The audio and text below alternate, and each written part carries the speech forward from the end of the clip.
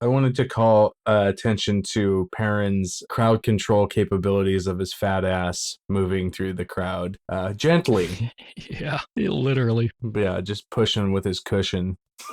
I don't think it's described that way, but that's just how I pick. Just going through the crowd ass first. He's a man and a half wide, and I love that description of him. Imagine it, he said. Beltine and a peddler? Both together? I bet there really are fireworks. I love Perrin. I actually had a note on that same line about Perrin edging his way through the crowd. I just wrote, our gentle thick boy. Boy, we're all on the same page with this guy.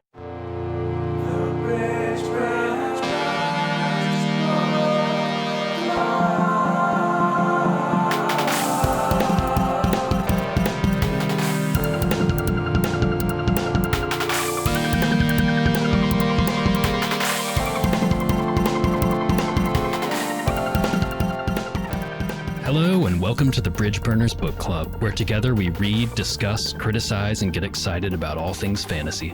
I'm your host, Sean, and with me is my co-host, Tyler. That's me. And our co-host, Ben. Cenn Buie, and I'm mad as hell. We're excited to have you along with us each week as we take a journey together through the books we love. How's everybody doing? Doing well. Tyler, how are you? I'm doing very well, thank you. Been a pretty good week. I had a curry for dinner and with some pita bread that I made myself, and it was delicious. Ooh, like spicy curry? What, yellow curry? It was like a yellow curry. We got it from this food thing, so I don't even really know what was in it, but it was pretty good. You got food from a food thing? Yeah, food from a food thing. There's like a community food thing that at the kids' school on Mondays, so we pick up some free food whenever we go. A picture of food thing is something that's like partially buried and like covered up with leaves.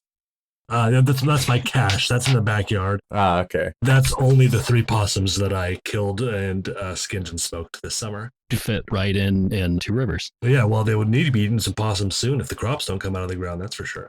If your family is sitting down for a meal, does anyone go, oh man, that's awesome possum? Oh yeah, of course. But that's the first joke that you have at a good Blackwell possum tucker. Making the awesome possum jokes, yeah. It's actually on the t-shirt though, so it's a little bit obvious. That all of you are wearing. Sounds like a good time.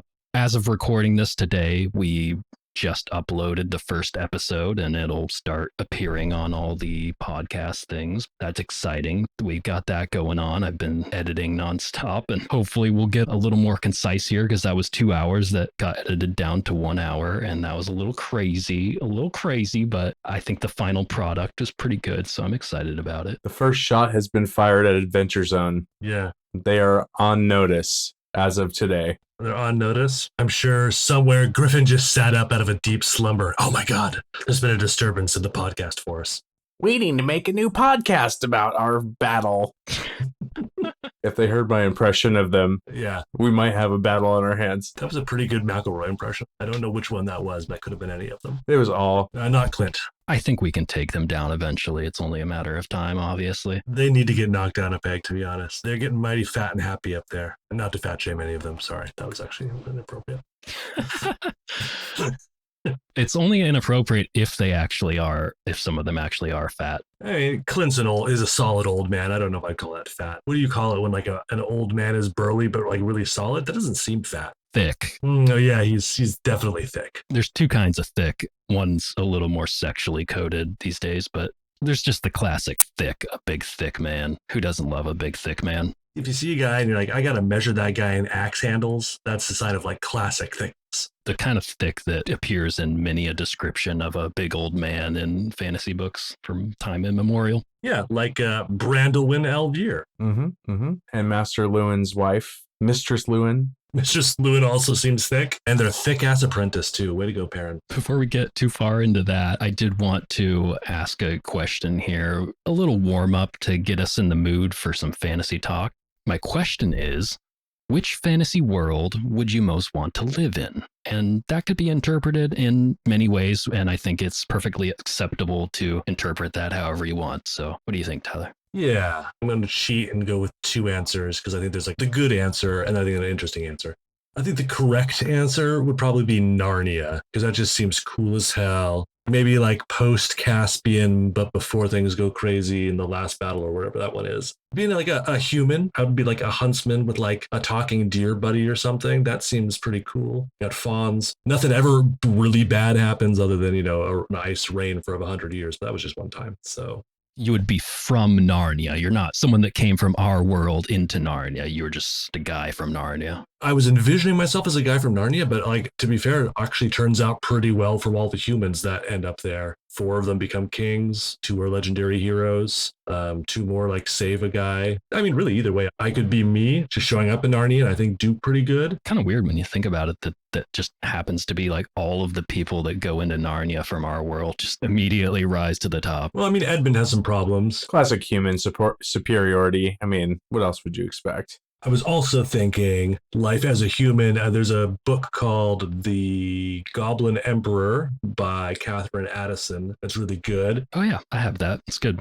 The whole drama of the book is between elves and goblins, and humans are just kind of referred to as this weird thing, these strange savages living on the edges of civilization. I think that would just be fun to be like, oh man, there's a crazy civilization over there, but I'm just a guy who hunts reindeer. Or also just being an elf in that world would be fun, or a goblin. The goblins seem very fun coded. The goblins have I don't remember, maybe other people do too, but they have the airships. And since I was a kid, I was just fascinated with the airships. Big Final Fantasy fan. They're huge in that, and steampunk stuff. Yeah, it's a really cool steampunk world. I actually started reading the second book, but then I've just now realized I've left it off, and I don't know why I did that. So maybe I'll pick it up this week.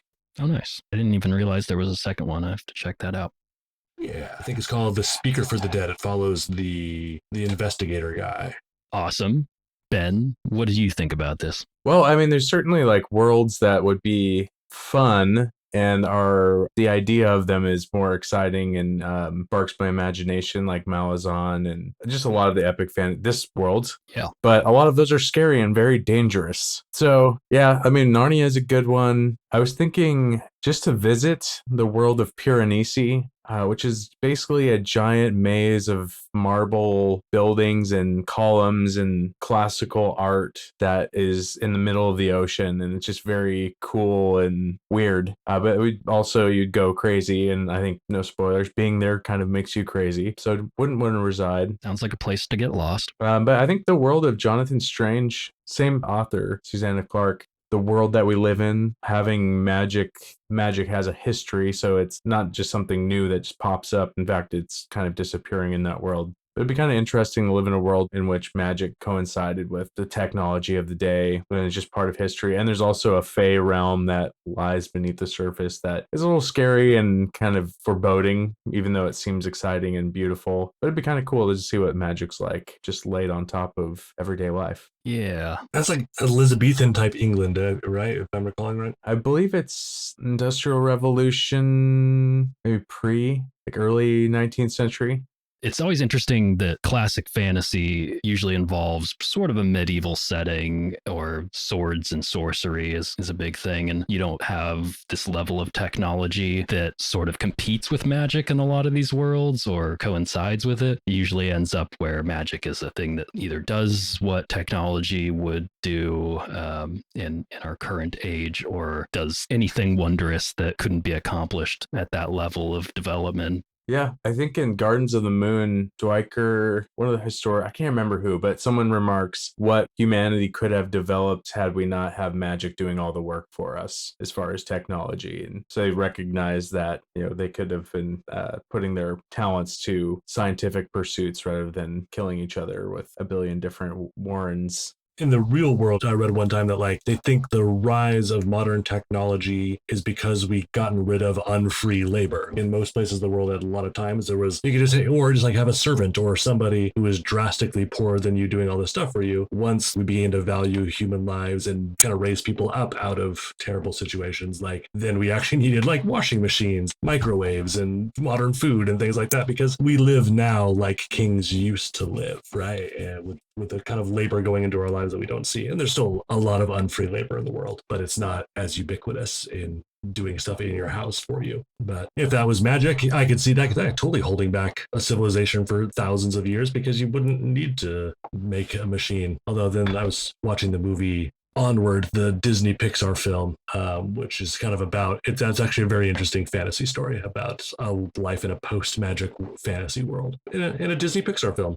Yeah, I'll try not to spoil it too much, but just say that in Mistborn, after the first three books, you reach a point where the world is recreated in a sense, and there's God involved that has essentially created a grand plan for what they want to happen in the future. They even leave information behind on where society should head and how they should organize themselves and things like that. And then you get to these strange points where that God is still in the picture in the later books, but it's disappointed that society hasn't they haven't even gone out of the general area that the god left them in, like back when the world was recreated. They haven't explored much, and they haven't developed nearly as much as he thought that they should by now. And some of that sort of comes from magic doing a lot of stuff that technology they had hoped would take the place of. But shoot, I forgot Discworld. Oh man, that's a place where like magic and technology work together in really interesting and bonkers ways. And everybody's just generally a goof. That would be the best. I'm changing my answer.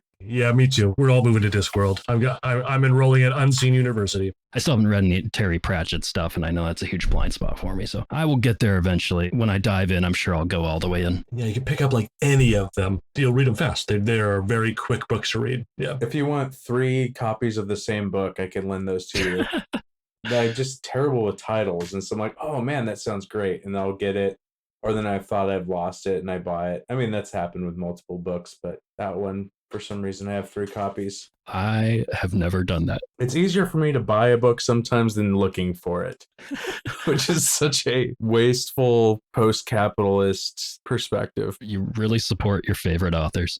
Well, for me, I just going to come across as like a Brandon Sanderson fanboy, but I really like the world building of Stormlight Archive. So I think that would be my answer for this. And a lot of that just comes from the fact that I've always been a huge fan of storms in general. I really like a big crashing tempest going on outside that's creating all this noise and lightning and rain. And you're just kind of stuck inside, hide under your covers and listen to it, watch everything going on outside, but you're all safe and warm. I really enjoy that feeling, so I feel like I could probably get into that quite a bit. And there's a lot of interesting development as those books go on about the plant life and how the entire world has basically evolved and formed ways to work around the fact that there are these massive storms that move across the entire land every couple weeks or so and create all this upset to the land, and everything's based around that. Like you're saying, there's a lot of other stuff that like I think about it and I'm like, that would be a cool world to be in, like Malazan or something like that. But that's just because I like the books. And when you think about, like, for example, in the Malazan books, you get these one-off characters all the time where it's usually just some character that you meet for a second and then they have something really terrible happen to them when like a god comes through and splits their wife in half or something like that in front of them as they're just passing by. And it's just some random person that wasn't doing anything wrong at all. So many expendable crewmen.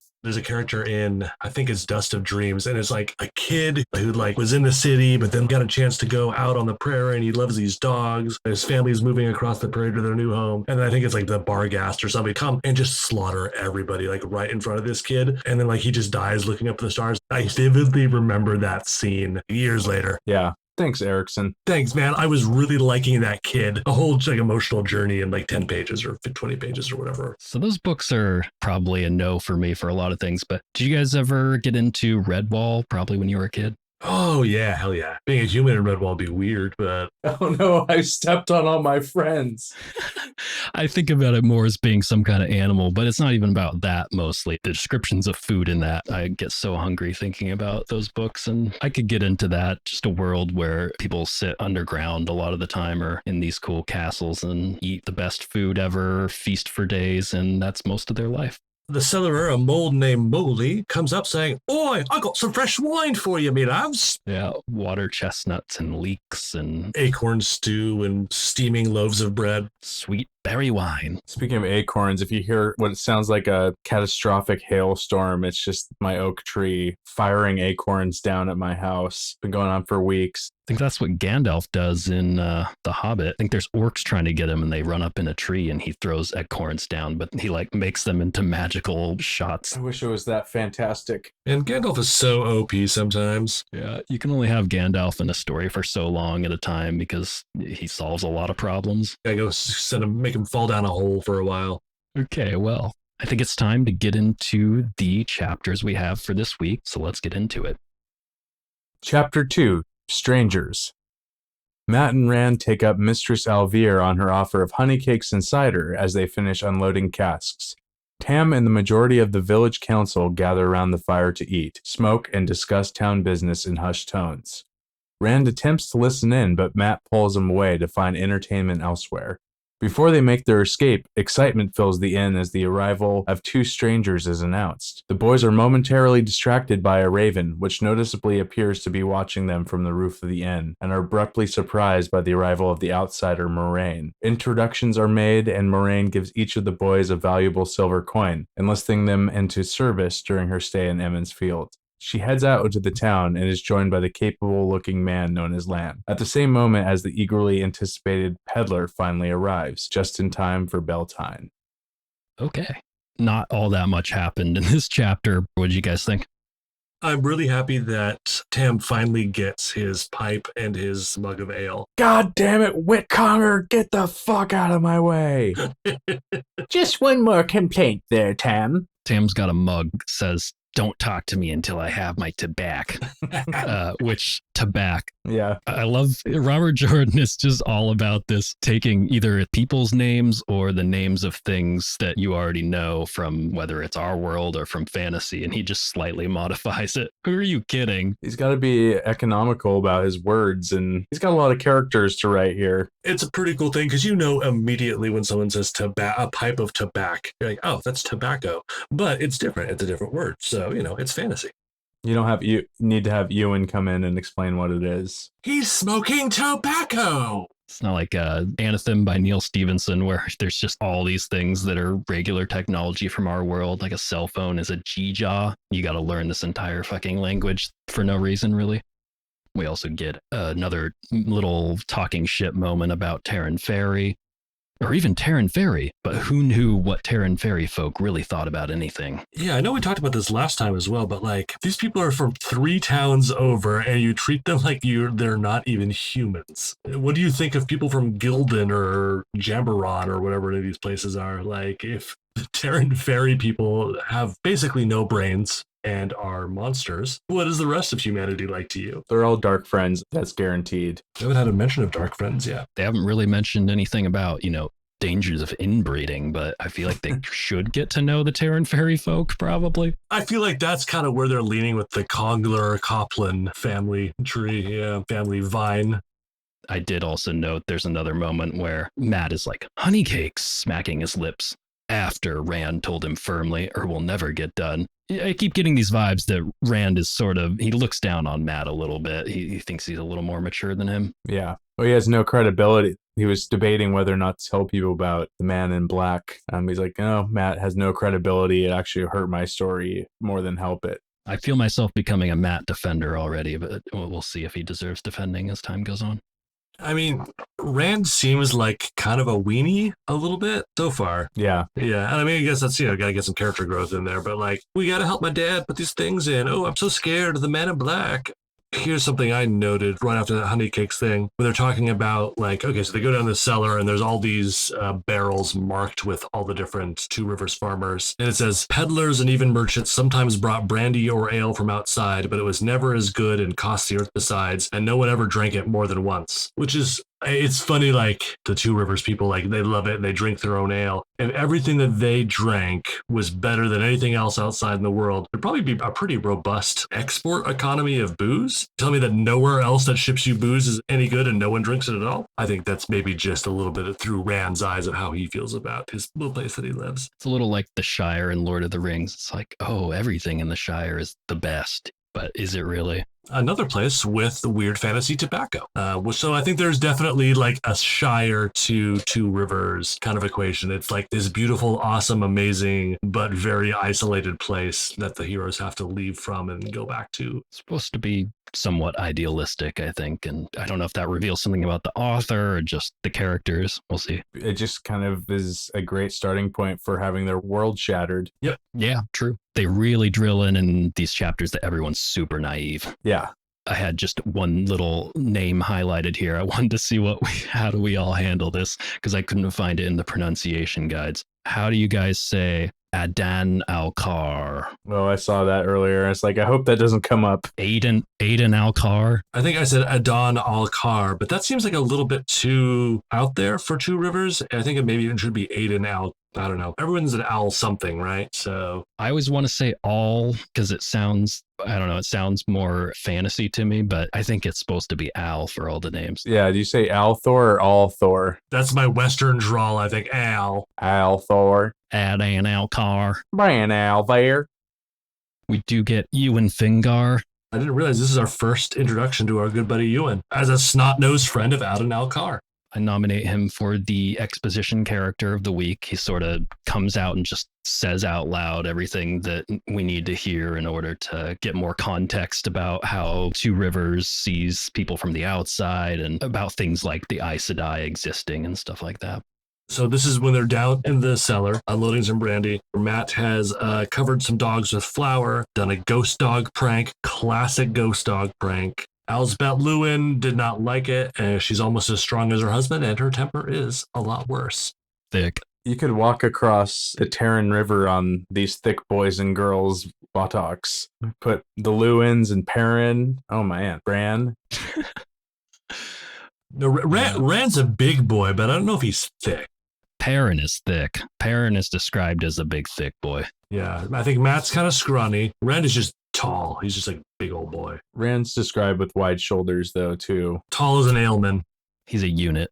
Oh, yeah. I'd say, yeah, he's got more of a unit energy, while, yeah, Perrin's got thick boy energy, for sure. You know that Perrin's got a big old booty. Okay, so let's not get distracted with Perrin's booty, because Perrin is not technically introduced yet. Oh, true. We can thirst after Perrin's thick booty when he arrives on scene. For now, Ewan comes in and tries to start breaking some news about strangers in the village, and then immediately gets sidetracked by Rand yelling about the man in black. He's really excited about all the goings on, and he starts talking about the cloak, which I thought is pretty interesting. They keep talking about even when Rand sees Lan and he sees his cloak. The way they describe this thing sounds like it's future camouflage armor or something that blends in with the environment behind it and makes you basically invisible. It describes it as Rand looks over and he's like, he almost didn't even see Lan there for a minute. And I'm not sure if that's supposed to be magical or what. I don't know. It seems kind of weird. There's items in this book that all seem to have like minor magic properties. And I think it's kind of the thing where like this and a sword that never goes dull. And like there just seems to be a whole class of items out there that these people can't even imagine how good they are.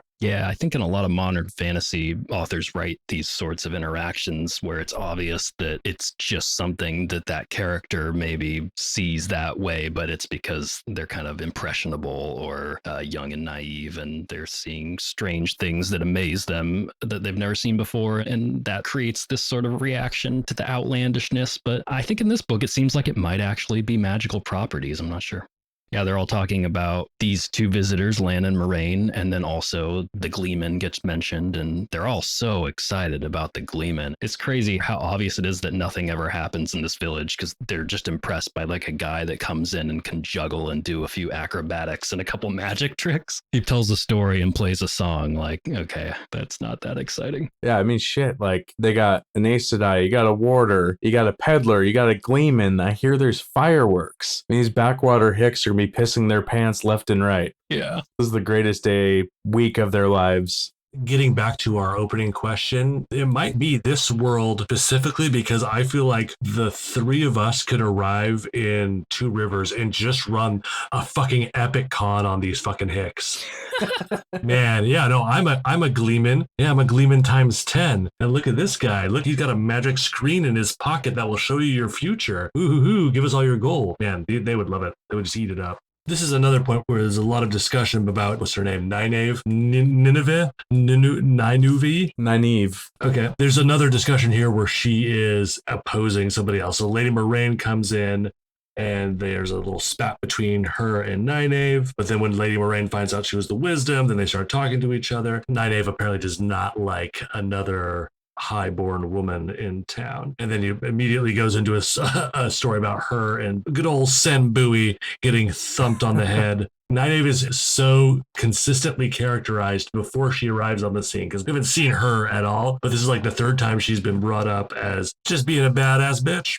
If she wasn't the wisdom, this elevated place in their society, her behavior would not be tolerated at all. But they kind of have to go with whatever Nynaeve is doing, and she knows it. So she just goes around with a club and beats people. She's like, oh, God, who can talk to the wind? God, Nynaeve? Oh, jeez. Okay, great. This is going to be fun. Yeah, keep an eye on that development of the Nynaeve not liking Moraine and company.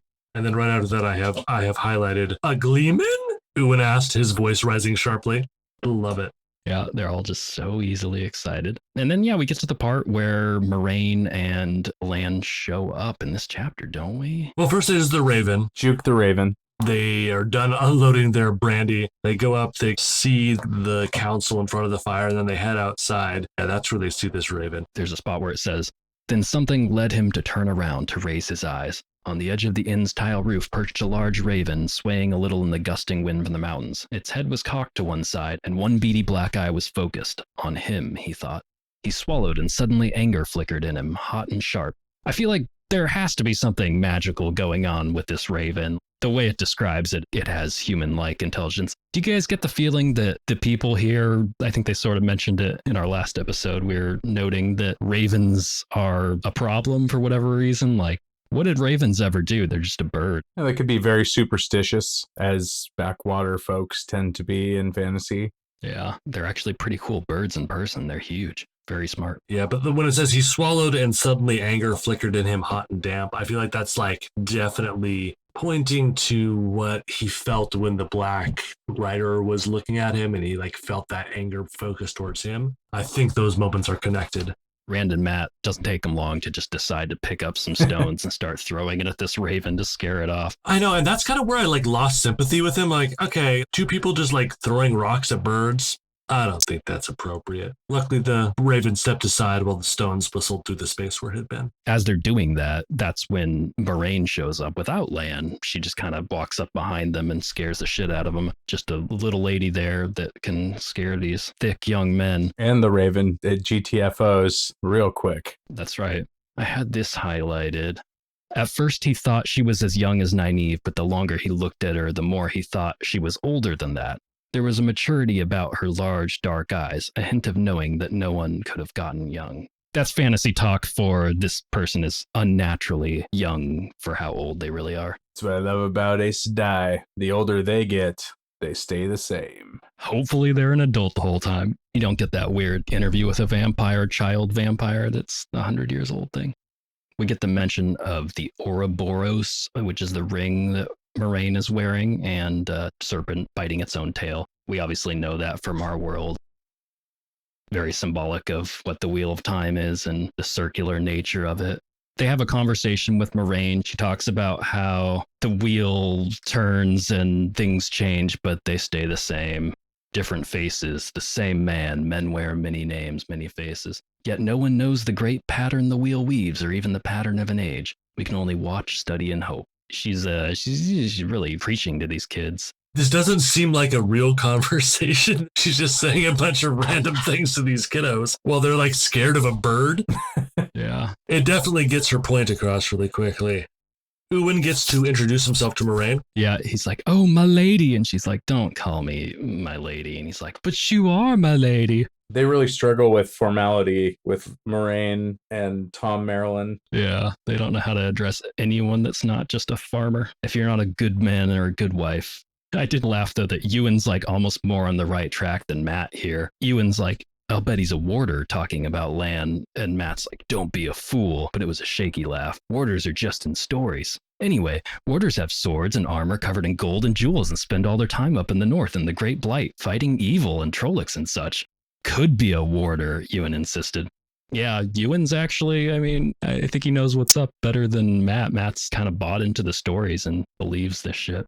We mentioned last episode about hints that the inn descriptions of the town made it sound like maybe it had been there a long time, or there was parts of it that were from an older time. And it does mention here, something could have, Rand answered slowly. They say the inn's been here for 1,000 years, maybe more. That's a long ass time to have a fucking building in this kind of society. The shit didn't burn down or anything like that in all that time. And has the Alvear family just been mayors this whole time? They got a bunch of portraits on the walls of all these Alvear men that look exactly the same, and the wives too. Gradually longer mustaches, adhering to current trends. Oh yeah, and she gives them each a silver piece, and the way it describes it, that much silver would buy a good horse anywhere in Two Rivers with some left over. That's a lot of money to just give to these random kids right away. Kind of crazy. Yeah, because I mean, a horse back then was like a car, right? So like, hey, this lady just came to town and she just gave me $18,000. Shit. Like, what? And speaking of that, as their conversation winds down, a huge wagon drawn by 8 horses arrives with Paddon Fane and his cart. His cart sounds so fucking big, and Paddon Fane must be rich because he's got so many horses, but... Yeah, he's got 18 horses. That's like 18 coins. My God. Yeah, the way it describes this shit is crazy. I just noted I love the last line in this chapter because the peddler arrives and it ends and it just says, it was going to be the best Beltane ever. I also did that. Freeze frame, high five, or it's like handwriting in a yearbook. It was the best Beltane ever. That's the exact line that he used. Like, that's hilarious. Okay, cool. Moving on to chapter 3 here. Chapter 3, The Peddler. The peddler Paddon Fane takes pleasure in gradually working the crowd up into a nearly frenzied state until they are practically begging him for news from the outside world. He mocks the local worries of wolves in late winter and reveals that yet another man claiming to be the Dragon Reborn has appeared, leading to the outbreak of war. The townsfolk begin to argue superstitiously, as if even mentioning certain names and events could bring them to their doors. The town council breaks up the gathering early and takes Paddon Fane into the inn to do their own questioning, upsetting many. Rand, Matt, and their friend Perrin discuss the varying interpretations of the dragon, Aes Sedai, and the breaking of the world. They are soon joined by the young Wisdom Nynaeve and Egwene Alvear, daughter of the mayor. Nynaeve scolds the boys for their talk before heading into the inn to join the discussion herself.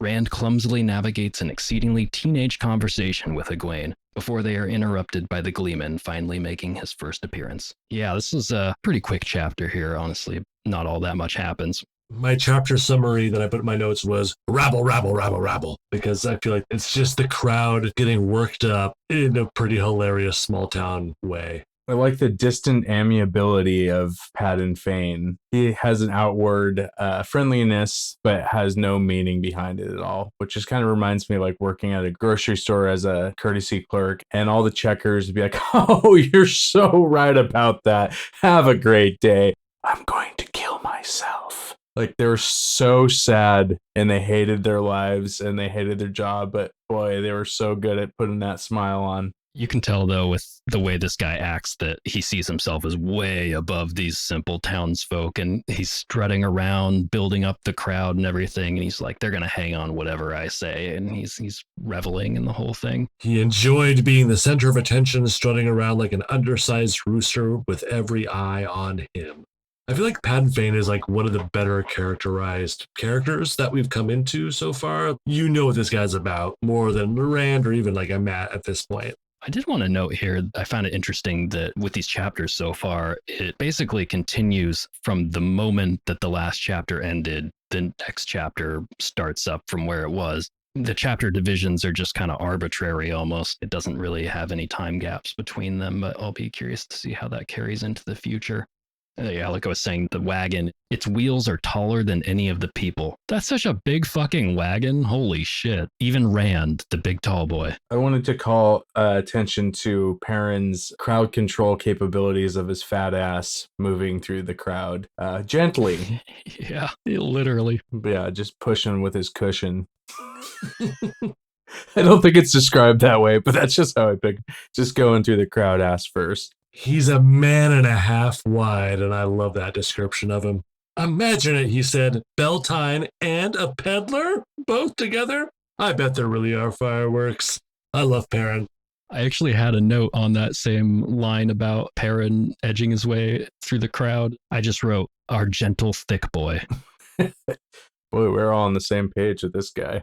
Right after that, Rand is talking, and all of a sudden everybody gets quiet, and Rand's the only one left talking. You know, it says his last words exploded into utter silence, catching the peddler with an arm raised dramatically and his mouth open. I like that moment too. It's so overdramatic. Yeah. I feel like Robert Jordan could have picked a funnier thing for Rand to be saying when all that silence broke out and he's just left talking. He's just shouting, "It's true." Who cares? Yeah. I don't know why everyone gets so overdramatic over that. Yeah, he did drop the ball on that. I mean, it's a good moment to have, but yeah, I didn't think that what he actually said was that interesting. Not to warrant everyone being like, Rand. But yeah, he tells this story about the Great Blight and blah, blah, blah, winter, wolves. It's basically like, you think you guys have it. And it's been like 2 chapters now listing all the bad things happening in Two Rivers. And he's like, fuck you guys. You a bunch of hicks. Here's what's going on in the world. This is where I imagined from the Music Man, you got trouble right here in Two Rivers with a capital T and it rhymes with P and that stands for pool. I could see this turning into a musical interlude where Paddon Fane is running around town. There's a dragon named Gildan, and there's Aes Sedai in there. And da-da-da-da-da-da. What a talk, what a talk, what a talk. We're like imagining this musical as we go on. We had the Ilyena stuff and the Greek tragedy opera in our last discussion, but I feel like we need to have a very special episode at some point, just like 10 minutes of music. 10 minutes? Oh no, we could do much better than that. I was thinking like a medley of different songs, but if we really want to make it developed, we'll go like an hour. I think after every book we read, we need to produce a full 2-hour length musical rock opera based off that book. I think that's a pretty normal podcast thing to do. Yeah, you guys work on that. We always get this talk about there's war and how do you guys say it? Gildan? Oh, I say Gildan. For some reason, the H makes me think. Well, in the show, it's Gelden. Okay. That is the most significant revelation from Paddon Fane is the dragon, supposed false dragon in Gelden, which is significant because I think it's the first true mention of the dragon since the prologue and of men channeling. Yes. And then the whole next little bit is just people yelling over each other.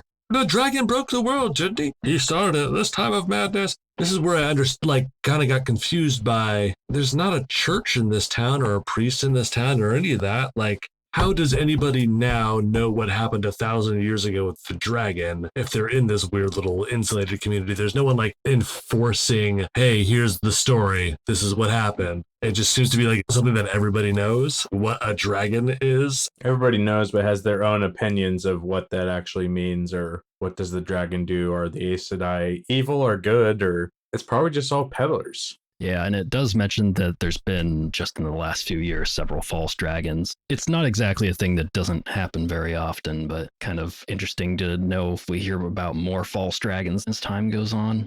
I had something that might be hopefully not too long of a thing here, but it sparked in me when I was reading it. I went off for like an hour and read about all this other stuff about philosophy. So yeah, they're talking about how these things sound like they're inevitable about the dragon, about these prophecies and how the dragon's going to come, the dark one's going to be there, they're going to fight. There's these prophecies about how all this works. I wonder, do we get into concepts of determinism and fatalism and philosophy like that?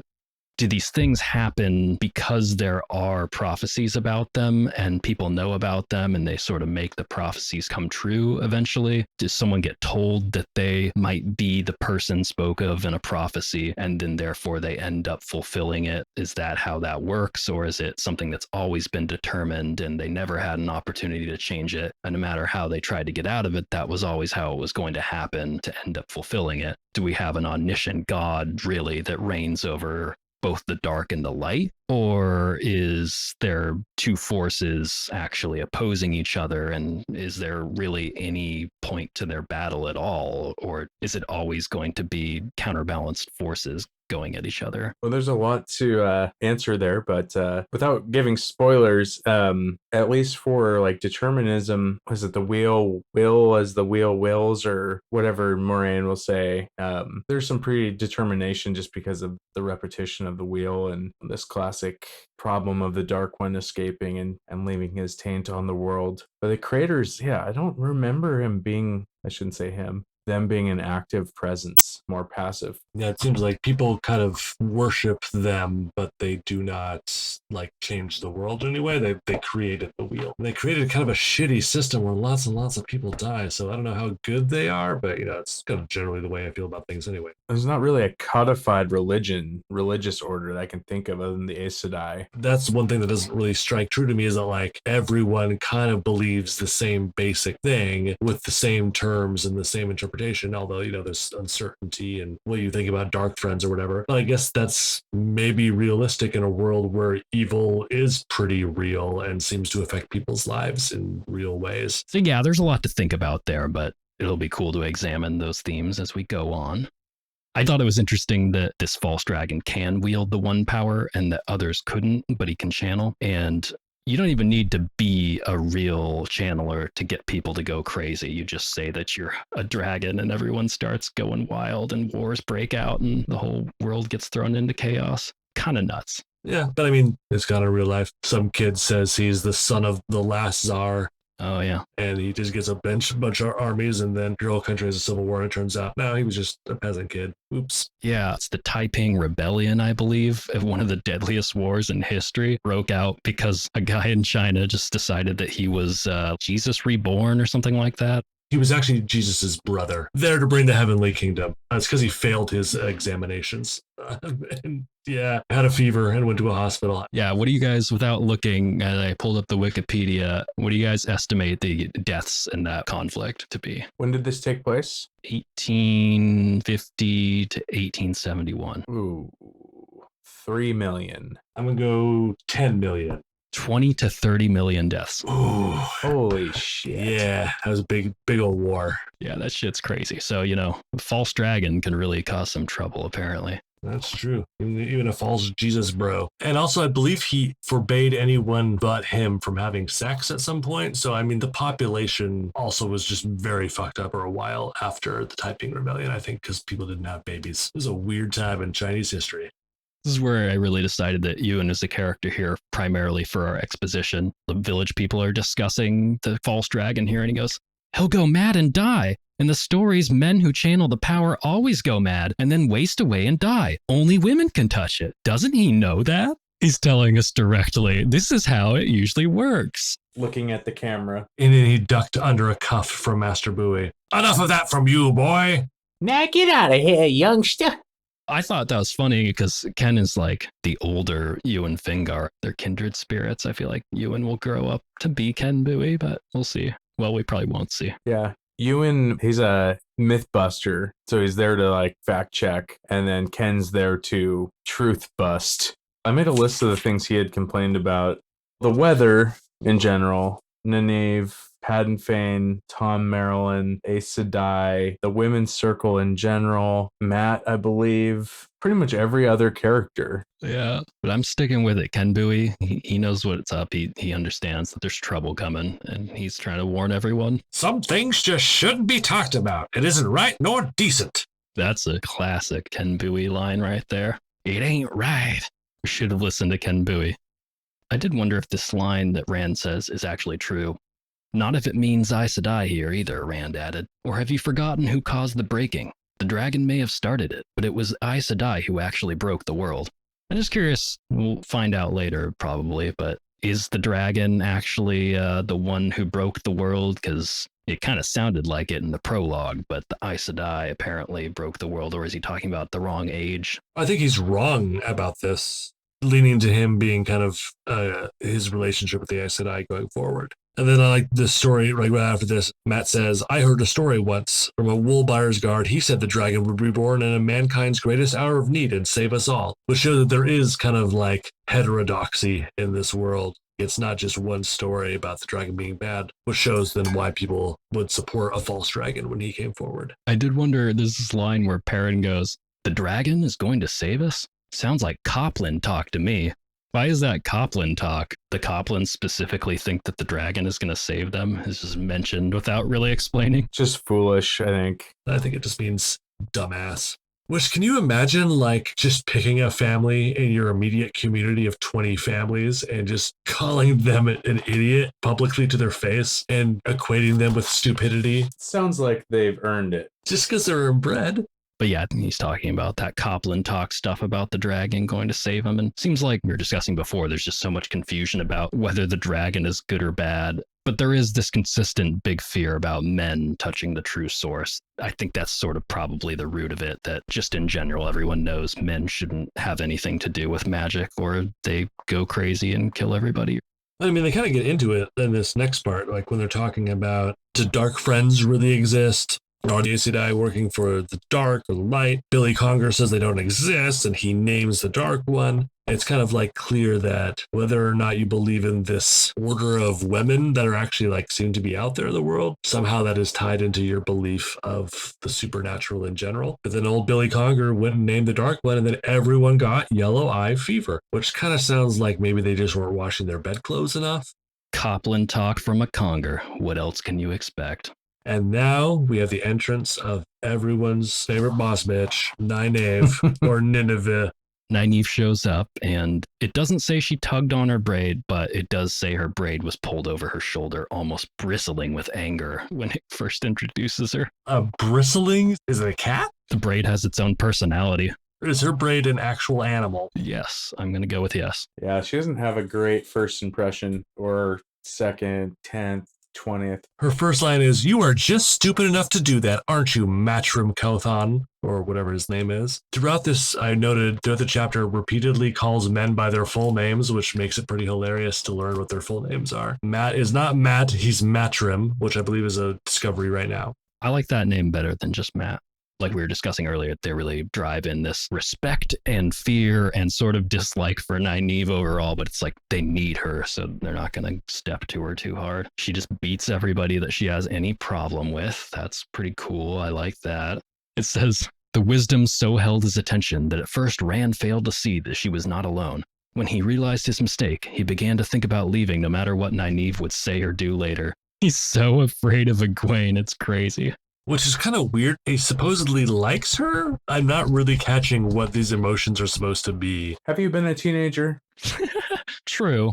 To quote Nynaeve, if you are done staring like a moonstruck lamb, I guess that describes it. Yep, I guess that does pretty well. She got him good. Everyone else acknowledges that Egwene and Rand have something going on. Nynaeve is just straight up calling out what's going on, and they won't even talk to each other barely about it.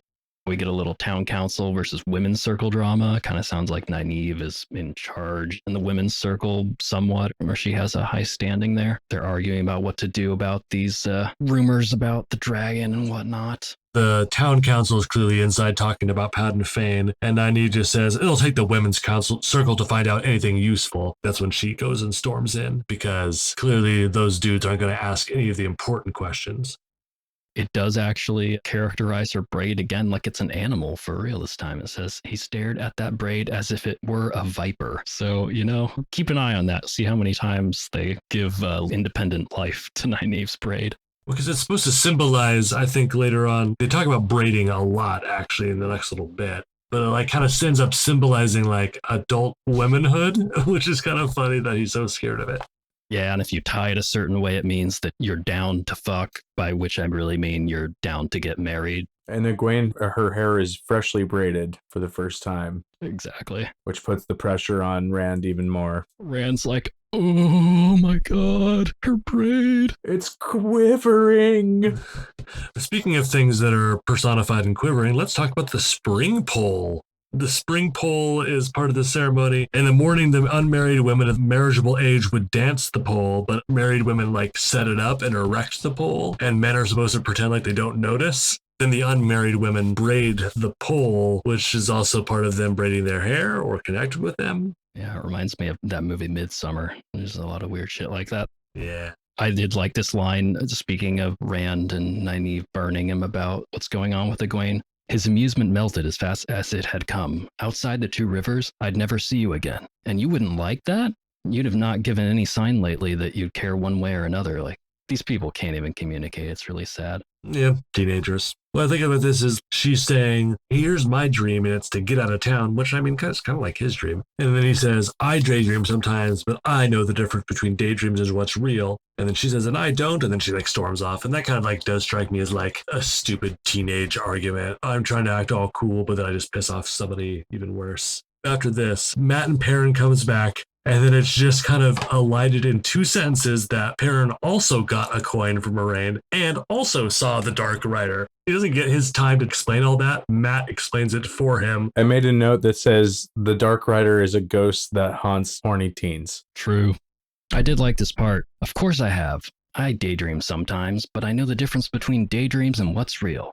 And I do not, she said furiously and promptly turned her back on him. And Rand's like, that wasn't what I meant. I was talking about me. Rand keeps stumbling over talking about if they're going to stay here, and they're talking about, but not explicitly speaking about their potential to court and that kind of thing, and how that would turn out. And Rand really has this patriarchal view. It's kind of the worldview that men are socialized into, both in this world and our own. Men are allowed to think about whatever they want, but women aren't even allowed to imagine life outside the circumstances they're born into. And you can tell Rand, even though he's sort of like, oh, I'm always going to be in Two Rivers, he allows himself to think about whatever he wants, but he's just like, Egwene, like you would ever get to leave. Yeah, like right after it says, this isn't the first time she squeezed meanings from his words that he never knew were in them. It's like, yeah, okay, dude, but like maybe you should watch your words a little bit better. Yeah, she's right.